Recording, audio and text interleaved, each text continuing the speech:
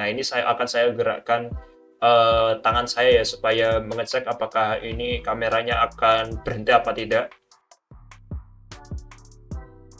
Oke, dan bisa kita lihat kameranya nge-freeze ya, karena di 50 derajat itu terlalu panas. Terus semuanya kembali lagi di MMP Project. Jadi hari ini kita akan bahas cara deteksi suhu core di SP32 ya. Lalu sebelumnya perlu diperhatikan dulu ya bahwa suhu di sini seharusnya tidak kalian gunakan untuk termostat ya, karena ini seperti di misalnya di VGA itu kan ada termometernya itu, tapi termometernya itu sangat-sangat kecil dan ada di dalam core itu sendiri, oke, di dalam chipnya, sehingga kayak sangat-sangat tidak akurat ya. Oleh karena itu kalian harus gunakan ini hanya sebagai untuk pengukur suhu core aja.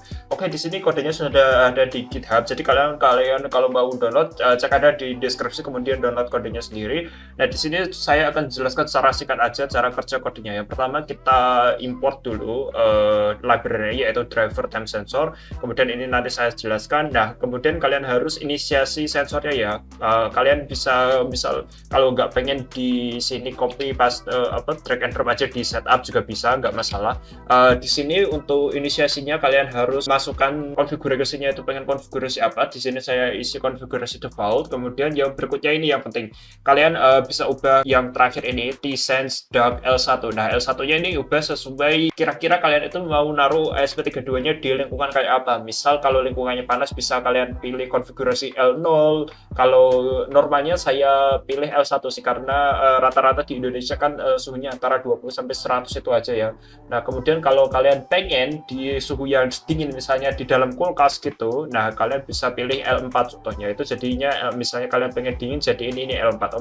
Oke, berikutnya itu kayak gimana? Oke, berikutnya kita bisa lakukan looping ya. Di looping itu kalian yang penting itu adalah ini, yaitu temperatur sensor read Celsius. Jadi kalian read dalam satuan Celsius ya, karena suhu kan ada banyak, ada Fahrenheit, ada Reaumur. Nah, kalian atau Kelvin, kalian pilih aja yang Celsius. Dan di sini core temp-nya itu adalah float ya. Jadi float di atas ini kita masukkan berapa hasil read-nya di sensor tersebut, kemudian kita print aja. Nah, di sini kalian bisa ubah misal threshold-nya, atau kalian mau suhu berapa itu mau mati.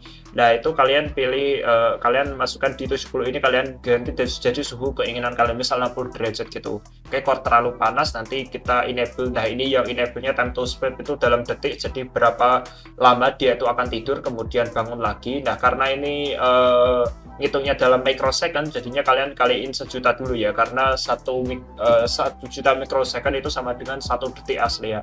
Oke, kalau udah kalian mulai deep sleep-nya. Jadi kalau deep sleep itu hampir semuanya itu mati. Jadi ini untuk waktu untuk dinginnya, nanti kemudian restart lagi SP32-nya. Oke, kalau sudah kita flash. Nah, ini sudah saya flash ya, tinggal kita reset aja. Kita reset, boom.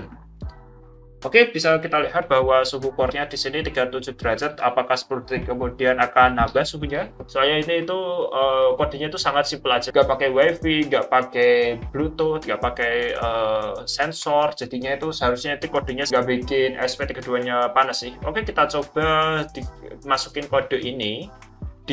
Diaplikasikan ke kamera web server ya. Biasanya kan kamera web server itu jagonya bikin suhu panas ya. Ya, ini sudah saya masukkan ke sini. Jadi kalau kita cek di atas, nah ini udah saya masukkan ya ke kode kamera web server. Kalau kalian nggak tahu itu di example, kemudian SP32, kemudian kamera, mana sih kamera, kemudian kamera web server. Nanti kalian edit.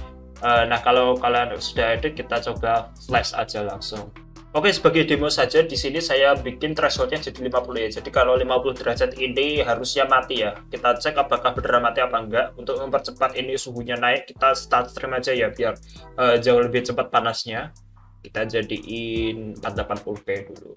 Nah, ini akan saya gerakkan tangan saya ya, supaya mengecek apakah ini kameranya akan berhenti apa tidak.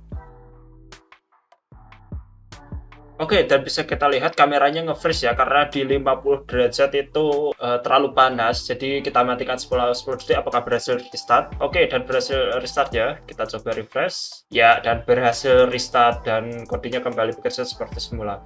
Oke, mungkin itu dulu supaya, SP32 kalian itu kan biasanya kalau dipakai kamera itu sangat-sangat panas ya, jadi bisa, dengan cepat merusak, modul kalian. Nah, mungkin ini salah satu cara supaya misal suhunya kepanasan itu bisa mati otomatis, jadi nggak langsung ngebakar, SP32 kalian karena kepanasan. Oke, mungkin itu dulu, tutorial untuk hari ini, sampai jumpa di video berikutnya. Kalau ada pertanyaan komen aja di bawah ya.